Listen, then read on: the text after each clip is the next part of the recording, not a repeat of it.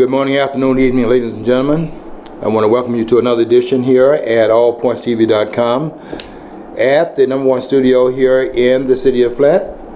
And we are delighted to have you here on Labor Day. And we hope you're having a very wonderful holiday, knowing that you are taking one day away from your work schedule and you're back at work tomorrow.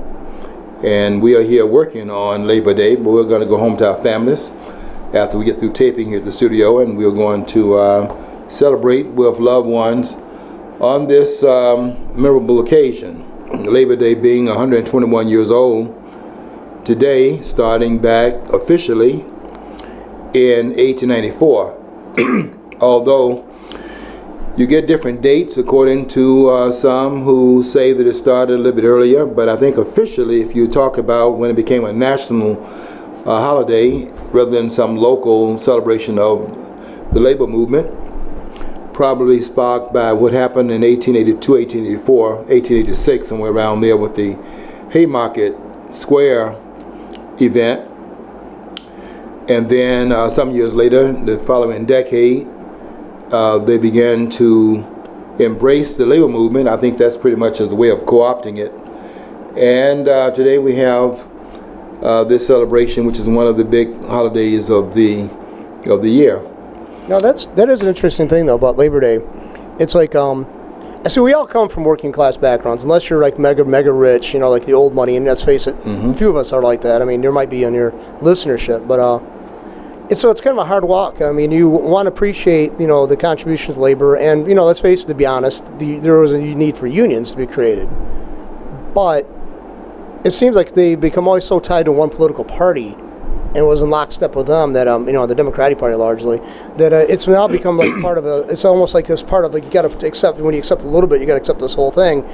And growing up here, I was the outsider, you know, because my dad did not work for the GM plants. He had before, but you know, he served a year there, and then he got called in the military.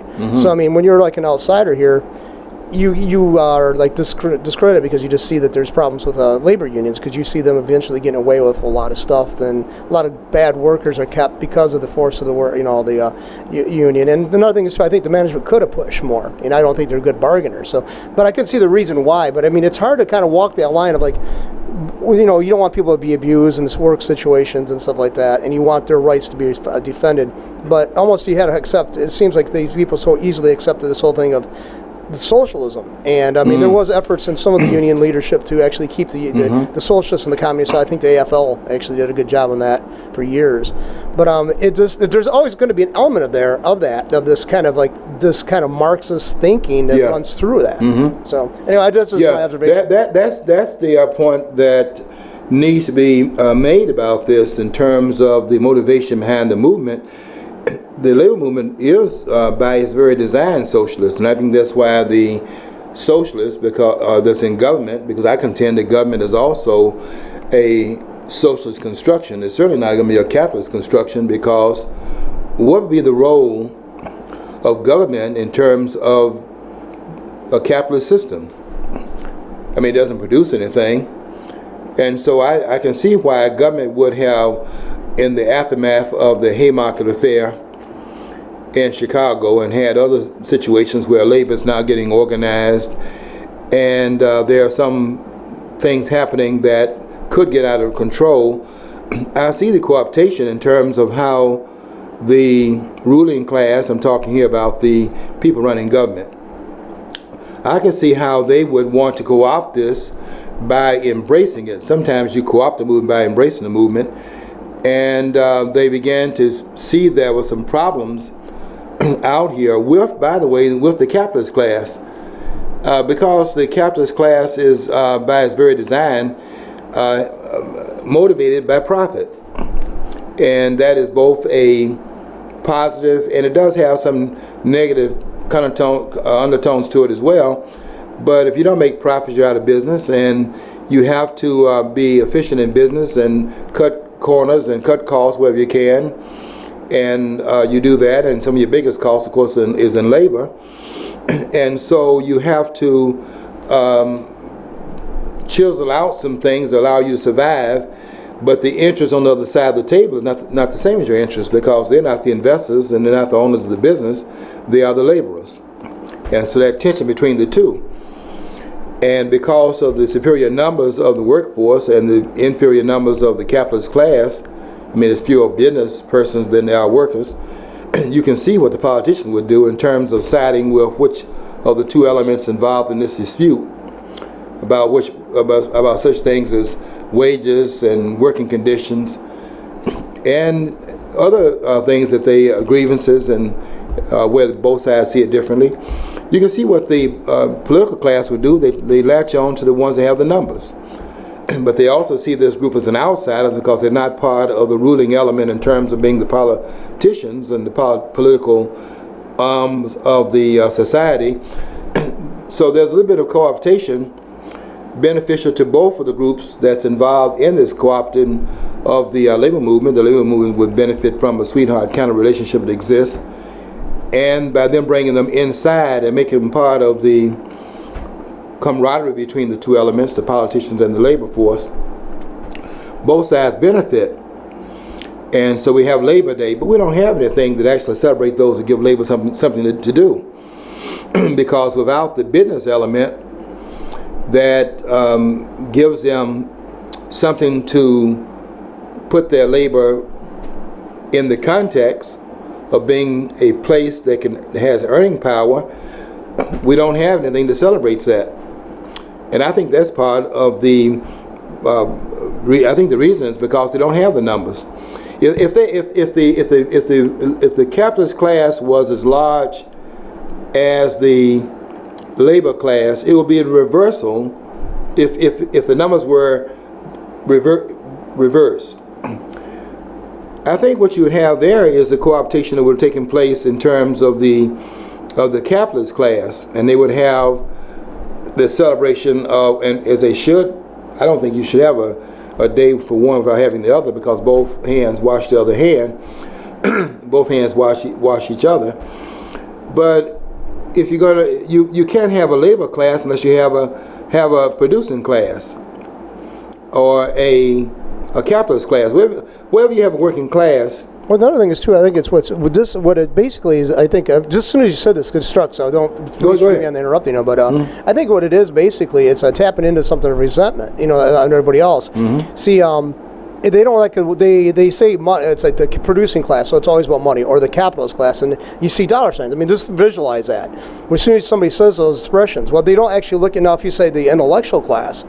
Then the people say have a screeching halt. They look at aghast with that. Oh my God, you're saying these people are smart. If you think they're intelligent, they're intellectuals. But they are a form of intellectuals. Mm-hmm. The capitalist class is a form of intellectuals. Yes, they are. They might have some morality that you might kind of question if you're on the other side. Just like I have a question of every side, about what their morality is or their ethics. But the producing class is an intellectual group. They are an intellectual group. They see new possibilities, innovative ways to take things and reuse them or repurpose things, or to change raw materials into finished products. Those are all significantly intellectual pursuits. They are certainly intellectuals.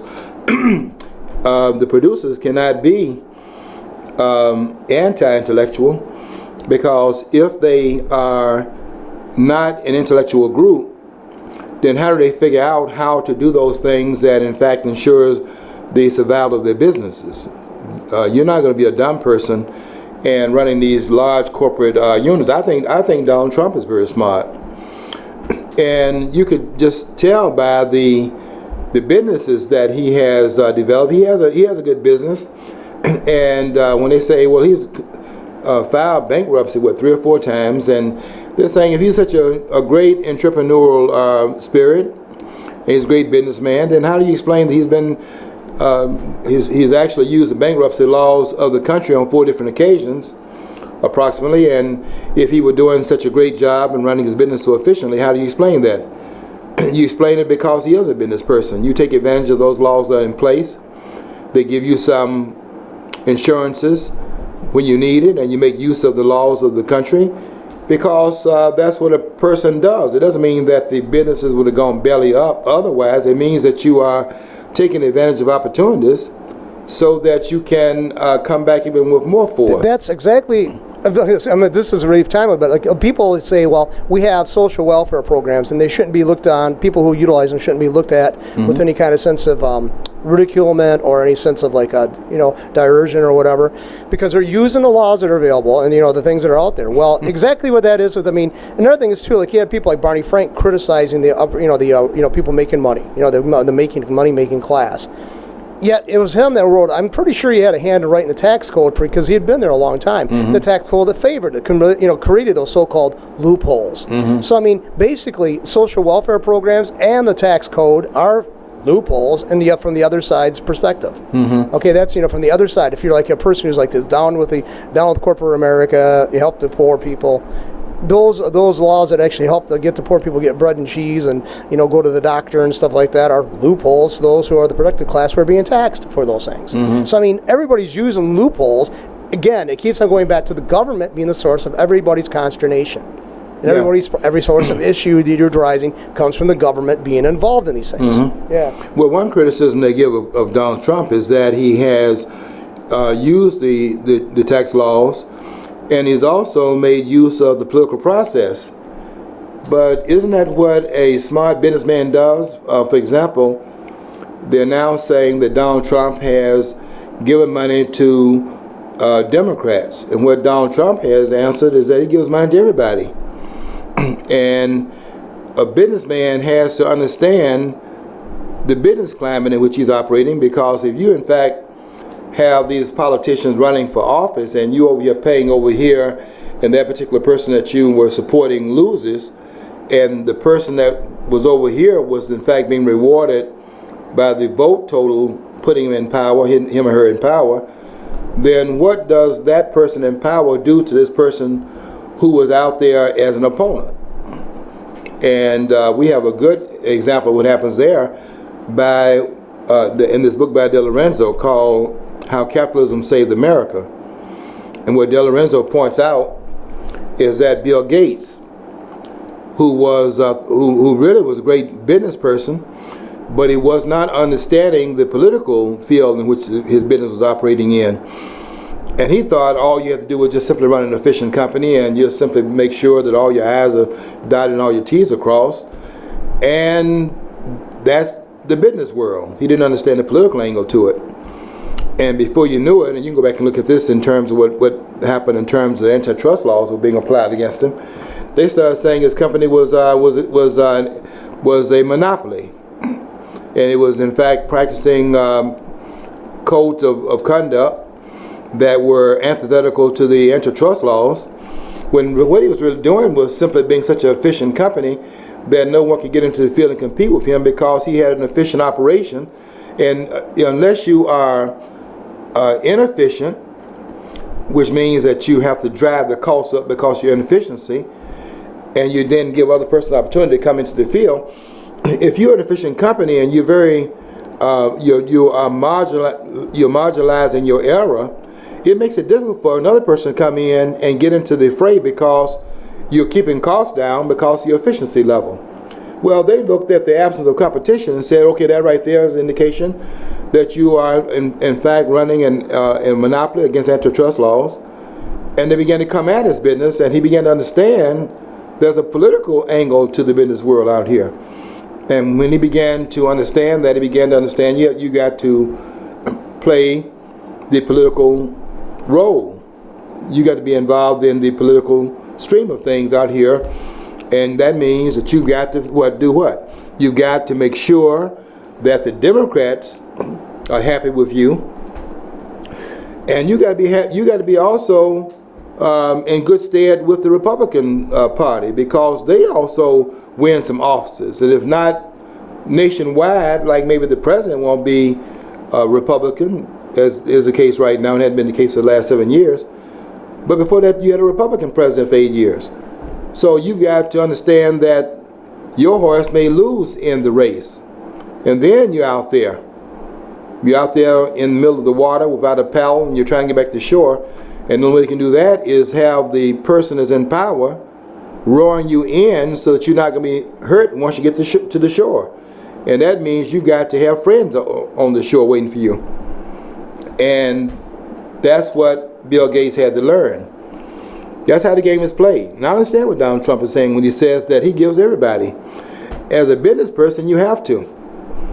But the fear now is that he knows the game from having been on the outside role, and they know that he doesn't need their money to get inside. So they're business people and they are political figures that do not want Donald Trump in there because of the fact that he is this person that has this background as a business person who understands what the ropes are like and carrying that information on the inside where he's not beholden to those that are out here trying to feather the cap of those who they have to play to in order to get their business up and running, and also to make sure the business is well taken care of by the political instruments that's in place. He poses a danger on both sides, in the business world, or those that are looking for advantage, and also those political entities out there that are looking to get paid because they got to run their campaigns every 2 years as the members of the House, and every 6 years if they're members of the Senate. And it takes money to run these campaigns.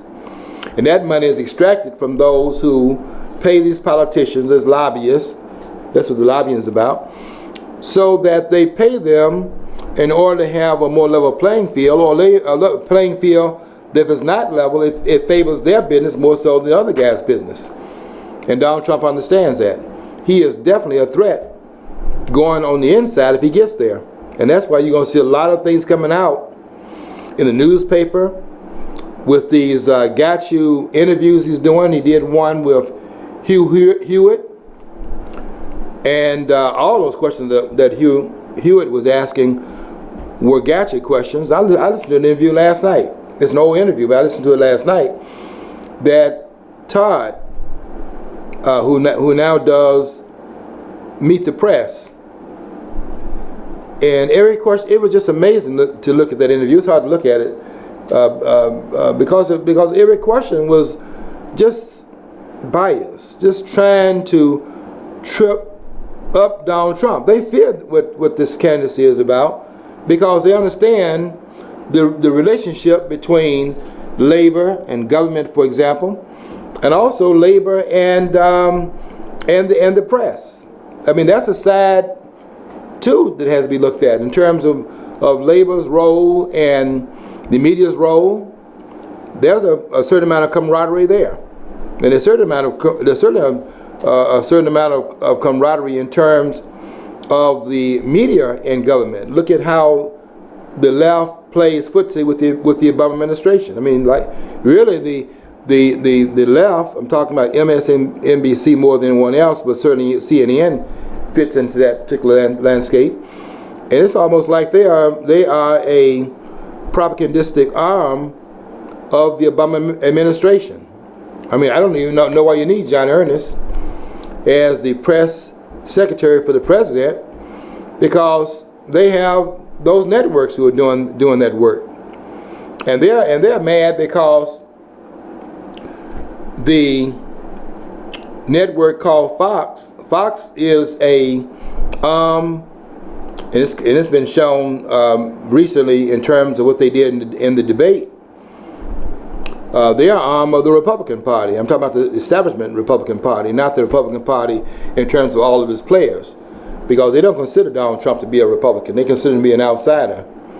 And he is an outsider, but what's happening is that the voters are pushing him inside, and they're trying to figure out a way to put a wedge in between his candidacy and the political establishment, because they don't want him in there, because they know they're not going to control him. And you'll watch as the campaign unfolds, or you'll watch this, and you'll see as it unfolds all these little tricks that they're playing. And we talk about these business people are smart and they're intellectuals. Look at how Donald Trump, who is no dummy, look how Donald Trump outsmarted them last week. I wrote about this on my Facebook wall because everybody's missed this. But they thought they had Donald Trump outflanked with that sign this agreement that you would not run as a third party. You know, it's interesting, isn't it, that they raised that question. It was the first question in the debate. Is in the debate they had that was sponsored and hosted by Fox. That debate, the first question, was this organized, you think? The very first question in that debate was,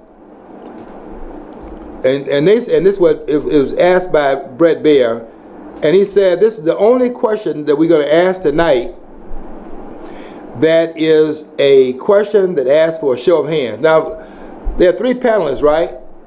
How would he know what the other panelists are going to ask? He knew. And they knew the order of the questions. And the first one was to ask this question: is there anyone on the stage? Now, there are 10 persons on the stage at this point. They had the others on the earlier stage at 5 o'clock. But this is the debate. This is a major debate with those who were leading in the polls at that point. And they asked the question to all of the ones on the stage, 10 of them, they're on the stage, but it was really asking one person. Because nobody else is threatened or is a threat to go out on a third party. They don't even have the numbers to run inside the party they're running in right now, given their numbers. But because they plan to stop Donald Trump, even though his numbers at the top of the poll, they plan to stop him, so they want to make sure they got him on record. And Donald Trump was the only one on the stage. Nobody was surprised by this. Nobody had their eyebrows raised, although there were a lot of oohs and ahs in the audience when he did it, but nobody should have been shocked by it. He raised his hand. Then he did this. You know, hey, what do you expect? And then Bret Baier almost got into an argument with Donald Trump, which showed you a certain amount of bias, didn't it? Because he was arguing from the Republican standpoint. And a lot of them have come out the woodwork. Megyn Kelly's questions were those kinds of questions, those kind of gotcha questions. Her questions were designed to jam him up. And Chris Wallace has shown in his treatment of the Trump campaign that he's a mole in the Fox network for the Republican Party. Well, it's like both parties. I mean, both parties don't want Trump, obviously. Both parties jumping on him. But it's like the public political establishment, like you're alluding to, you know, they've been bought and paid for. And they're really squirming because it's being embarrassing that this guy who now is identifying himself with the Republican Party is actually kind of saying, guess what? I'm not really a hardcore person in our Republican Party, because he really isn't. I mean, I've read a book that came out years ago about him. I've been reading it. He's always been a Democrat. I mean, this book, it tells that. And but I think it's basically, again, all tied to his business interest. I mean, being in the East Coast area, like New York, New Jersey area, where he's primarily focused, you got to be a Democrat. To get anywhere in life, you got to be a Democrat, or at least identify or give more to that side. And he's absolutely a political realist and a pragmatist in that respect. But, I mean, he's saying the stuff that people are, the average Americans, because he's listening. And that's what the thing is. I'm so tired of politicians telling us, yeah, we're going to do this. We don't want this. And they're saying, no, we know better than you. Well, explain your reasoning then. Nope, we won't. We'll just shove this through. And guess what? And then guess what? They'll still turn out and they'll vote for these people who did exactly the opposite of what they wished. Don Riegel, when he was a senator here from Michigan, he voted 78% against the time against his constituents' wishes, and still kept his office. That's a big what the hell moment for me. Okay, why? Yeah. Why you guys keep on? Because he came to my plant and he shook my hand outside of work, and that's, I mean, that was 30. That was at the beginning of his career. I mean, and that kept you floating on this, cloud of euphoria all this long, even though he's doing everything that you didn't want to see done. Why you guys, I mean, get informed. If you think these people are so well informed that you're missing something, then have it. But they don't even want, the politician wants to shut off anything. They'll send you a polite, basically, letter when you write them. Thank you for, responding, but we already had our mind made up. But yeah, but thanks you, and we really appreciate hearing from you, because basically we're disregarding whatever you're saying anyway, and we don't have to do any extra work. So I mean, that's what it's about. And they don't, and I don't understand it. Basically, we're getting the government always what we're. Because we're not being outraged enough. We're not being reaction. We don't react enough. I think that the people are beginning to get it. The Trump candidacy, and then you look at the other ones that are now trailing him in the polls, if you notice it, the traditional politicians, that is to say the establishment politicians, are falling further and further behind. Look at when I added up Donald Trump's numbers and Ben Carson's numbers and Carly Fiorina's numbers. I added those three up. And when you get those numbers added up, and it adds up to half of the percentages of those that are running, and the other 14, their percentages don't add up to the three top persons in the latest polls, then that's telling you that even when they start dropping out, that's the next line of defense they have, that they think that once people start dropping out, I mean, how long can the former governor of Texas run? He's up there running at what percent? And then look at Dempsey's numbers. I mean, the senator from South Carolina, Lindsey Graham, his numbers. Look at his numbers. He's almost at 0%. Look at some of those others. I'm talking about Huckabee and those persons too. Those guys, polling 2%, 3%. I mean, they're going to be dropping out. But what they were counting on is that as more and more persons drop out and you begin to concentrate upon the ones that are remaining, those votes will start going to some of those candidates still in the field that's part of the establishment, and they grow those numbers and eventually trump the numbers that Donald Trump has. Well, that may not be the case, because when you look at those who are voting against the establishment candidates, their numbers total more than 50% of those out there that are being polled. So it lends itself to, once they start to transition out of the process, then those votes don't go to these traditional candidates. And I do see Fiorina coming up. She's going to be in the next, they try to keep out of there on CNN. And we're going to go with the old numbers, but her numbers have changed, and we're trying to go with, well, you weren't in the first batch of debates. We're going to keep the format the same as it was last time. Really, they don't want a woman on the stage, because the narrative in the Democratic Party is that the Republicans hate women, and if you got a woman up there on the stage, there's enough problems. They already got a black person up there on the stage, so that's another part of the narrative. Republicans hate blacks, and there's Ben Carson up there on the stage. So that's a problem for them. And now you get this woman on the stage, and they do everything to keep her off. But she's going to be on the stage as they're going to have 11 persons in the next debate, because they don't want to get rid of that, because then you got to get rid of this guy that's out there, Rand Paul. You know, his numbers have gone down. Every time somebody go out there and oppose Donald Trump, because of this dissatisfaction with these politicians, every time they jump on the outsider, then the voters go and chastise them for that. That's why the numbers go down. Because this is a campaign to take wrest control out of the hands of the establishment. This is what this is about. And it's also about that in the Democratic Party. Look over there where Bernie Sanders is running. And Bernie Sanders now, 9 points up above the poll numbers of Hillary Clinton in New Hampshire, and also in Iowa. The first two places are going to have these primaries. So the outsiders are running. They're running scared because of what's happening, because there is a rejection going on in the political landscape. Well, see, I think what both parties are dismayed at is that both parties, they're party favorites, like, Hillary for the Democrats and Jeb Bush for the Republicans. Mm-hmm. Like, wait, we spent a lot of money, putting lipstick on him. Doesn't he look good? And like, he's still a pig, okay? I mean, he's still a pig. Mm-hmm. You're not selling it to us, okay? The Hillary's the same way. I mean, of course, we'd have to have a lot more makeup and stuff, because she's aging pretty bad.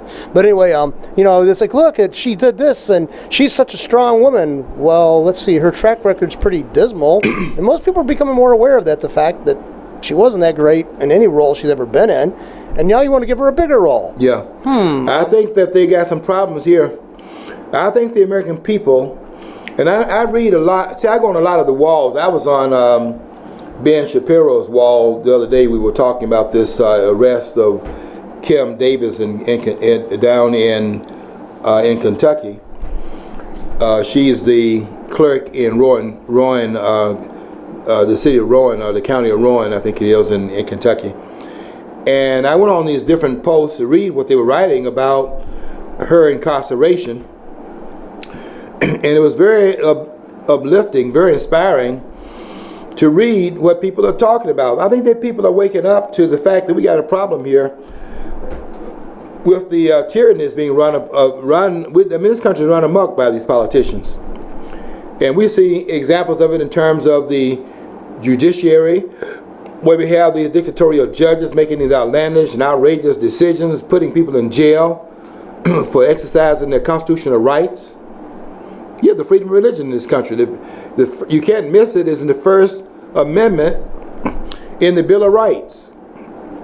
And this judge down there, David Bunning, just threw this out to the woodwork, threw it out to the ocean, and said in his ruling, in essence, by having her arrested, that it doesn't exist.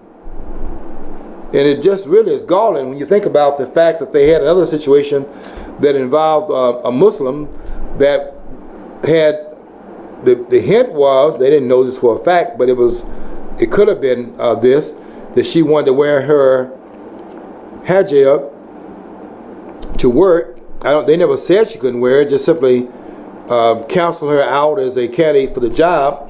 And she took it as discriminatory because she did have her Muslim garb on. She took it to court, and the court sided with her, even though it didn't have, outstanding evidence. Really had only circumstantial evidence that it might have had something to do with why she was denied employment. But they ordered that they must, in fact, recognize her right to wear the garment on her job because of her religion. And now, if you have a religious claim based upon your view of same-sex marriage, all of a sudden your religion has been kept inside your head. And this woman is in jail because of that. Well, you read these blobs and you begin to realize that people are coming out of the woodwork. Their eyes are being opened because they can tell that shouldn't have happened, because everybody knows about the First Amendment, the freedom of religion, freedom of speech, freedom of expression. And here's a lady languishing in jail because of what? This tyranny. And people are having the scales removed from their eyes. They can see it because this is tyranny that we're looking at. You know what's weird? One Supreme Court case ruling actually sets it where, it's a law of the land. But all the previous, decisions on all the lower courts and even the Supreme Court, that the individual right to keep and bear arms is an individual right, and the Second Amendment is an individual right, that's still being challenged all the time by sheriff's departments refusing to issue, carry permits to people in areas that's already been put in place as a law. Right. They're still in office. They're not being jailed. So why is this so crucial that she has to be jailed for that? Where it's one case that they said it was something that should be allowable, but all the other rights, like the First Amendment and the second one, I can't count on 1,000 hands of how many court cases have been that's actually been confirmed and affirmed. But no, we got to this is the law of the land, and this has got to be accepted because it's a political steamboat. It is political. John, how is Kim Davis in jail? And Lois Lerner, who violated the Constitution. Here's a woman that's exercising her constitutional right to be a conscientious objector. We have in our history a country that accommodates the conscientious objector, and at the same time, it carries out its mandate. For example, if you object based upon your pacifistic ideas about war, it accommodates the pacifists, and it still goes to war. But in doing that, you also protect the right of the person that objects to be involved in the violence of that act. Now, he doesn't have that person that objects to have the right to go over there and then side with the other group. What are you, Jane Fonda? Or are you John Kerry during the Vietnam War? Well, he was over there almost on the other side, and he is on the other side now, based on his these negotiations that are taking place. But the point is that we have a history of having accommodated those who base upon conscience. You know why? Because government can't get involved in terms of getting into your head and getting between you and your beliefs. It's always made some allowance for that. But liberals can always tell you exactly what you're thinking. You say this, and they can say it's racist, because they can see into your head and your heart, and they can pronounce this is racist because you don't agree with this. That's racist because you don't agree with that. You're racist because you don't like this person, even it's not a question of different race. And that's another thing. The left is always saying, if you oppose Islam, you're a racist. There's Caucasian Muslims out there, okay? So it's not a racist thing, okay? So at least label me correctly if you're going to do that, okay? I think we have to really challenge the leftist narrative at a certain point, and at a certain point to dismiss it for the nonsense that it is. I saw a person on the air last week, this guy named Michael Whaley. He was on the Kelly Files last week, and I looked him up and I got on his private chat, and I told him, I said, let me give you some fatherly advice. He's a young man, 27-year-old ex-Marine, and he's put up some very interesting blogs. I don't get the impression that he's well, I know he's not a person that's I wouldn't consider him to be a scholar, but he is a person that's interested in the country and being fair and things of that sort. He was saying on his blog that the Black Lives Matter movement is spreading racism, and as a black person, I know what he's gonna get.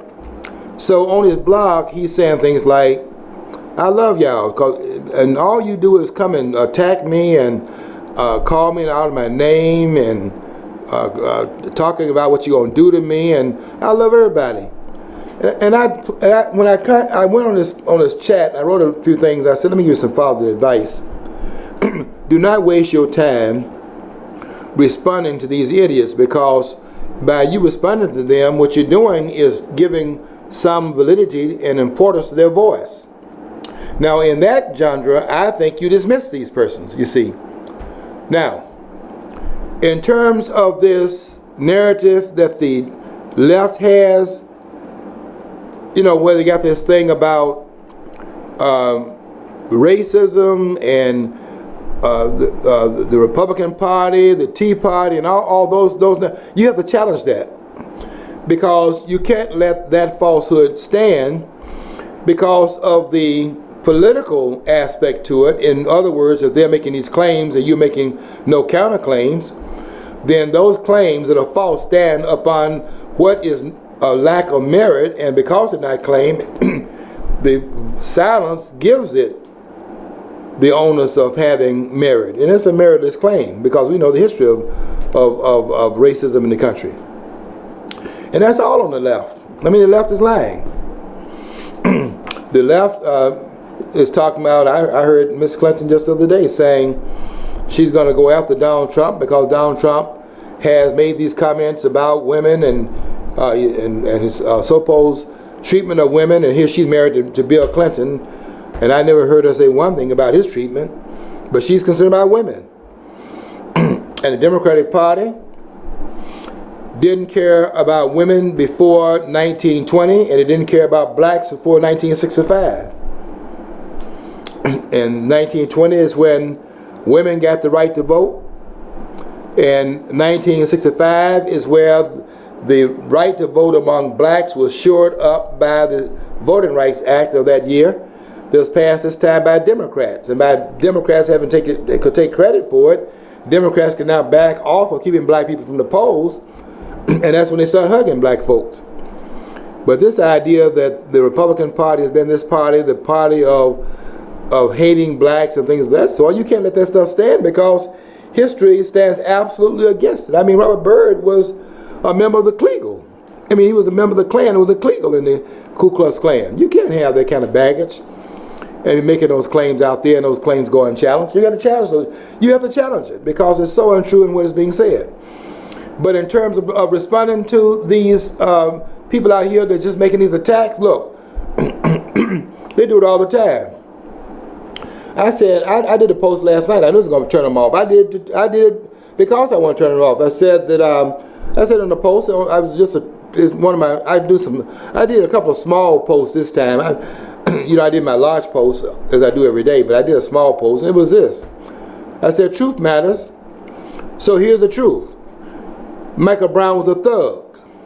So says George Moss.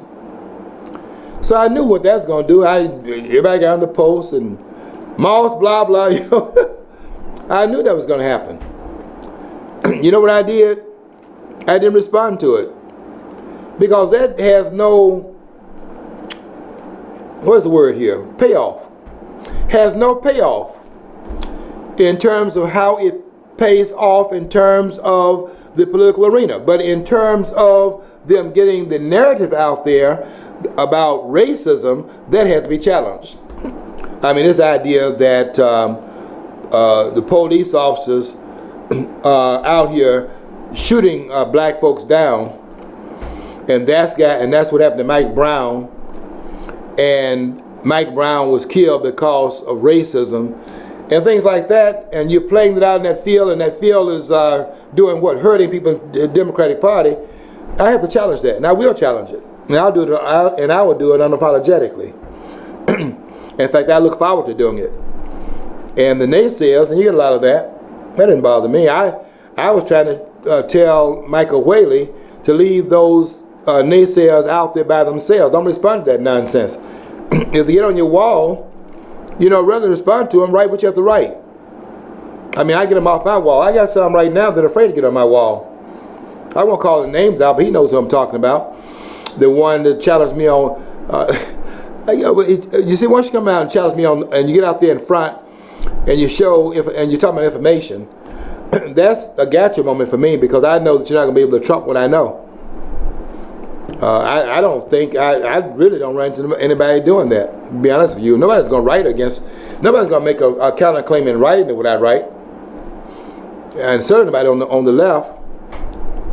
And I don't think, really, I mean, I respect a lot of people on the right. I don't have respect for them on the left. I don't think about on the left I don't think there are any brights on the left.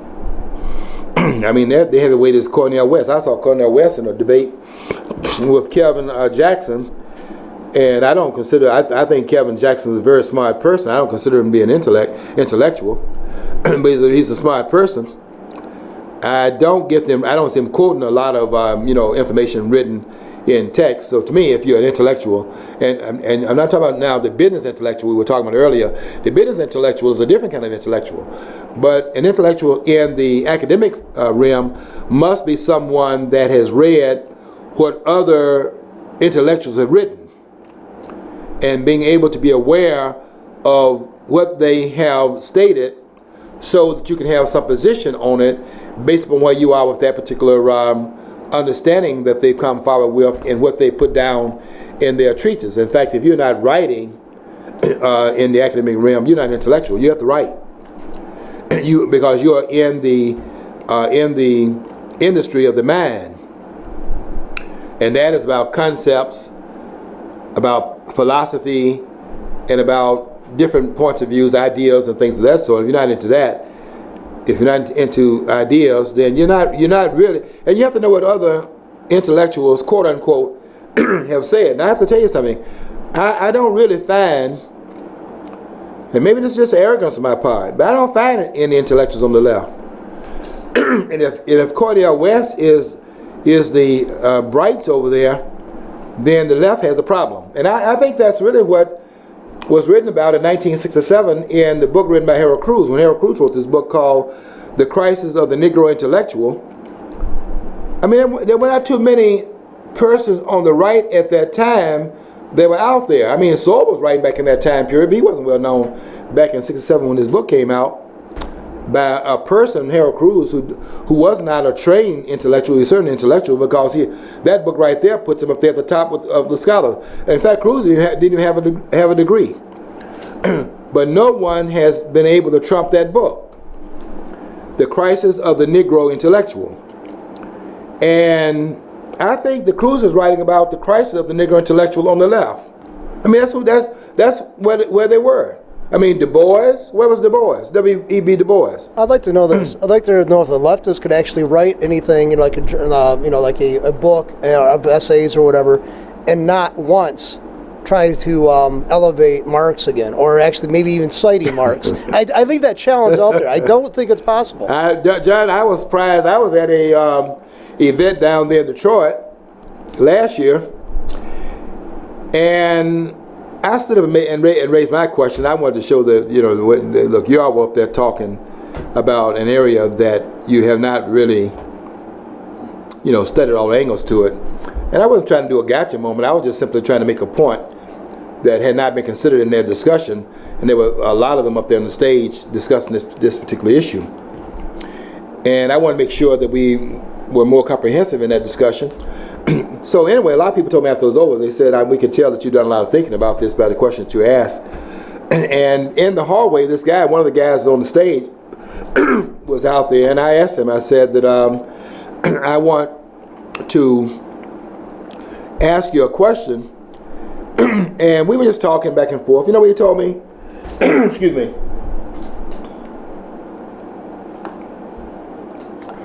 He said, I want to tell you that you should read Karl Marx's this Communist Manifesto.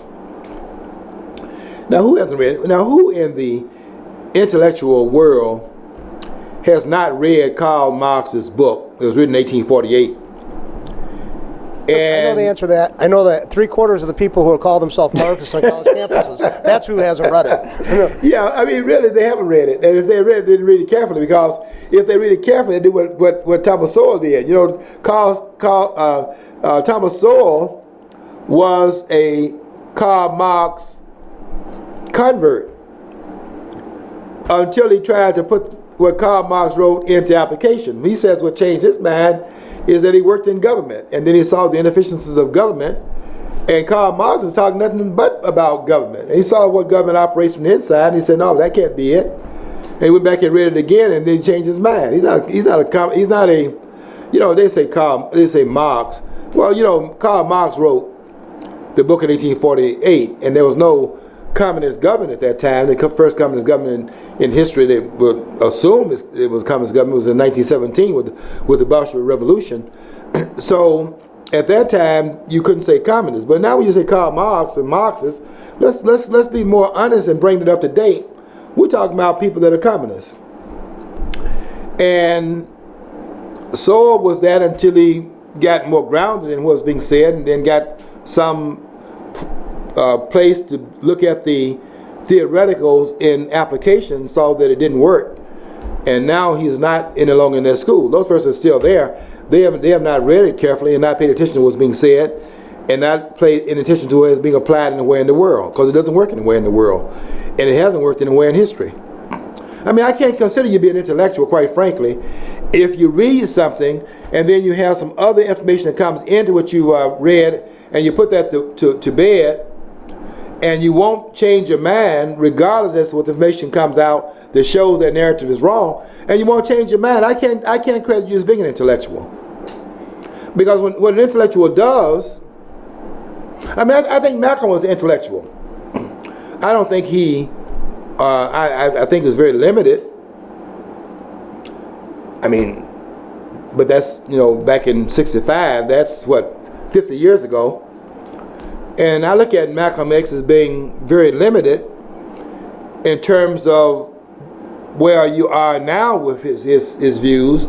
But, 50 years later, you say that was very limited. I definitely disagree with him in terms of his analysis. One of his major pieces was it was in his Message to Grassroots. That was his speech, November the 10th. See if I get this right. November the 10th, 1963. I got it right. and that speech, by the way, those of you who are experts on Malcolm X, you need to go look at that speech. A lot of things in that speech that you missed. But that speech has a lot of information been missed. by these Malcolm X scholars. But I'm looking at it 50 years later, and I say that I think his honesty stands out more than his scholarship. He was honest, and that's what persons miss in terms of him changing his mind. They thought the man was confused because he's all over the place. Because what was happening? Malcolm was reading and they weren't reading. He read Charles Simmons' book, for example. And he had one view about where he was before he read the book, and then another view once he read it, and he changed his mind because what? He had more information. And that's what an honest person does. But that's not what the left does. What the left does is that I don't care how much information you give the left. They're not going to change their mind. And therefore, they're not only not scholars, they're not even honest. You can't look down in Venezuela and then keep telling me about you believe in socialism, and we tried it over there. We tried it down there.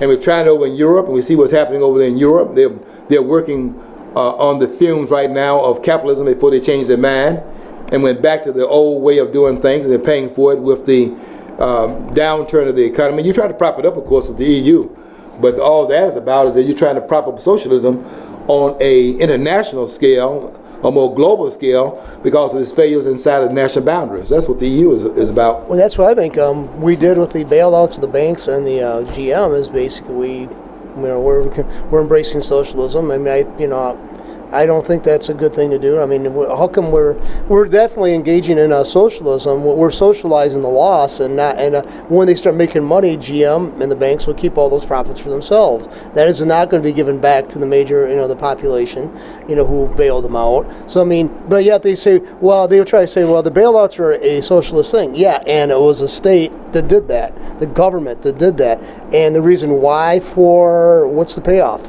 for the rest of us? So it is a form of socialism, and it's not going to be effective. I don't think Jan's it hasn't been effective anywhere. It's been tried, and you're not going to revolutionize socialism to the point where it stops being what it is. It is what it is. Socialism is government, and in the government you have what? Do you have producers, or do you have politicians?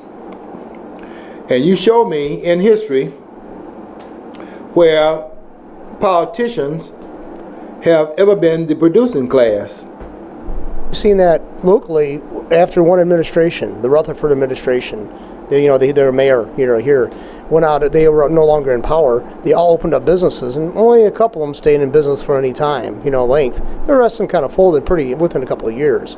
And they spent a lot of money, and this was back when the economy of Flint was still a great deal stronger than it is currently. So I mean, but they're bureaucrats all their life. I mean, they know how to get the paperwork done. They know where to put the I's, where not the T's. They know how to do that. That's about all they know how to do. That's all. Yeah. They've never run anything, and they don't have the skills to run anything. If they did, they wouldn't be career politicians. But that's what I mean. But they don't. What they do is they stay and they only get $174,000 a year in salary. That's what they get on top of the table. But the other money is made by what they do underneath the table. But if they had any entrepreneurial skills, they go out there and make that money they're making under the table by making it above the table by the law by producing something. I mean, I've seen reports where people in the business world are making $4,000 an hour. I don't begrudge them any money. And although 50% of the person in Congress are millionaires, they don't have Trump's money. Trump probably has about $9 billion with the B. $9 billion with the B. I didn't say $1 million. They have millions of dollars. Donald Trump has $9 billion. What that means is he got $9,000 million. That's what that is. So they got millions, right? 50% of them are millionaires. And then the average wealth in the Congress is like $990-some thousand. So those that are not millionaires, they're close to it. They're on the precipice of being millionaires. But how did they get that money on a $174,000 salary? Well, let's try to figure that out sometime between now and next week. But if they really knew anything, you wouldn't have career politicians because they'd be so busy out there making it happen. Plus the exhilarating feeling you get by being able to grow wealth by helping other people become wealthy. There's a tremendous amount of satisfaction in that. You go back and look at Andrew Carnegie and those guys. They felt embarrassed by dying with their wealth. What was that thing called? Noblesse something. Noblesse oblige. Yeah. Noble's obligation. That's right. Having a noble obligation to give back something. That's where the idea of giving back comes from. But I mean, not too many people do that. But the idea was of that group is that they owed something. Because they saw that their wealth wasn't made on an island somewhere. The wealth was made by the aggregate. The fact that you make a product and you look at the market to find out where that market is, and you then produce something in that particular genre and sell it out there. So then that gives you wealth. And then you, at some point, are in a position to give some wealth back. Because you don't make wealth by being on an island or being on top of a hill and shining a light down there and they start throwing money at you. You have to, if you're going to be a producer, you got to know what to produce. And how to make it so that you can sell it at a price in which people are willing to give up the value they find in the money they have and find value more so in the product that you're producing. And that's how you get wealth. Well, those persons wanted to give something back because they understood the give and take and the way the market operates. And they wanted to make sure they were appreciative, showing appreciation for empowering some of the others. Well, why don't they do that in the Congress? Because it's very exhilarating to be able to produce something and see the thing that you created grow and develop, and you're able to employ people. You see the quality of life of people being improved. You're helping folks. That's very uplifting of your spirit. But they can't do that. And that's why they had there all those years. And that's why Donald Trump, who is an intellectual, by the way, is going to have some problems with this class. I'll tell you this, and this is just a point on the QT and running. I'll say that Donald Trump, if he's not the next president, you can forget it. Because this problem is so deep right now, and the tyranny is so bad, as we saw what happened down in Kentucky with Kim Davis. It is so out of control. The politicians have driven this country so far down, we don't even have a constitution anymore, that none of the liberties that we have recognized, statutory recognition of these rights that you have in the Bill of Rights, are even recognized anymore. And it's gotten so bad that if you put another politician in there at this critical moment in time, I can tell you right now, it's over. That's how bad things are. And Donald Trump at least has the potential, whether it's recognized or not, and we don't know until he gets in there, he has the potential to get into the political arena and make more than just some noise. And that's to stop this steamroller, because there's a steamroller right now coming down the hill at a fast pace. And it's steamrolling everything that gets in his way. That's where we are right now. And Donald Trump is a potential, I didn't say he was, but a potential catalyst to move things in another direction. And we'll see how that plays out. On Labor Day, we have the president. I wrote about this on my post. The president talking about he wants to give 300,000 persons that are federal contractors paid leave. But guess when it kicks in? The president doing again his reaching out, being the guy to give people, money, our money, taxpayers' money, being the guy that's very charitable with taxpayers, money being dispensed out there. But guess when it kicks in? In 2017, as he leaves office. And that's what he's doing there. Well, this is what we got going on in Washington. This train got to be turned around. And I'm very glad on Labor Day that we have a day off to think about it. Tomorrow back at work. And think about what that means in terms of this ongoing struggle we have to change things. And we have to go and do it from the standpoint we got to change some horses in the centers of power. Okay, we are going to be back again next week. We'll be here next week preceding the program called Satura's Black History Corner. Until that time, I want you to follow your dream, because if you don't follow your dream, you'll never know what's on the other side of the rainbow.